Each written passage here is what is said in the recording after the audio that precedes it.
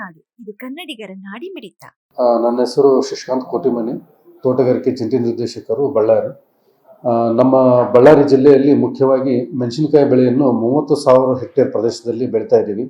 ಅದರಲ್ಲಿ ಮುಖ್ಯವಾಗಿ ಕುರುಗೋಡು ಭಾಗದಲ್ಲಿ 12,000 ಹೆಕ್ಟರು, ಕಂಪ್ಲಿ ಭಾಗದಲ್ಲಿ 2,000 ಹೆಕ್ಟರು, ಬಳ್ಳಾರಿ ಭಾಗದಲ್ಲಿ ಬಳ್ಳಾರಿದ ಹೋಬಳಿಯಲ್ಲಿ ಒಂದು 11,000 ಹೆಕ್ಟರ್ ಪ್ರದೇಶದಲ್ಲಿ ಬೆಳೀತಾ ಇದ್ದೀವಿ. ಇದಲ್ಲದೆ ಸಂಡೂರು ಭಾಗದಲ್ಲಿ ಒಂದು 800 ಹೆಕ್ಟರು ಮತ್ತು ಸಿರುಗುಪ್ಪ ಭಾಗದಲ್ಲಿ ಒಂದು 4,000 ಹೆಕ್ಟರ್ ಪ್ರದೇಶದಲ್ಲಿ ನಾವು ಮೆಣಸಿನಕಾಯಿ ಬೆಳೆಯನ್ನು ಬೆಳೀತಾ ಇದ್ದೀವಿ.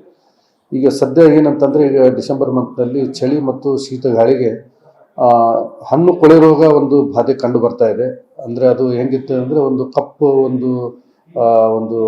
ಕಪ್ಪು ಡಾಟ್ ಚುಕ್ಕಿ ಅಂತ ಒಂದು ಹಣ್ಣಿನ ಮೇಲೆ ಬಂದು ಅದು ದೊಡ್ಡದಾಗ್ತಾ ಹಣ್ಣು ಕೊಳೆತಾ ಹೋಗ್ತಾ ಇದೆ. ಇದಕ್ಕೆ ಮಾರ್ಕೆಟ್ ಯಾವುದು ವ್ಯಾಲ್ಯೂ ಇರೋದಿಲ್ಲ. ಸೊ ಅದಕ್ಕೆ ಏನು ಅಂತಂದರೆ, ರೈತರು ಈಗ ತಾವು ತಕ್ಷಣ ಅದಕ್ಕೆ ಒಂದು ಬೇಸಾಯ ಕ್ರಮದಲ್ಲಿ ಒಂದಂದರೆ ಔಷಧಿ ಸ್ಪ್ರೇ ಮಾಡಬೇಕಾಗ್ತದೆ. ಒಂದು ಕಾರ್ಬನ್ ಡೈಜಿಮ್ ಅಂತ ಒಂದು ಶಿಲೀಂಧ್ರನಾಶಕ ಬರ್ತದೆ, ಅದನ್ನು 1 ಗ್ರಾಮ್ ಪ್ರತಿ ಲೀಟರ್ ನೀರಿಗೆ ಹಾಕಿ ಸ್ಪ್ರೇ ಮಾಡಬೇಕು. ಅದಲ್ಲದೆ ಅಥವಾ ಹೆಕ್ಸಾಕೊನಜೋಲ್ ಅಂತ ಒಂದು ಕೆಮಿಕಲ್ ಬರ್ತದೆ.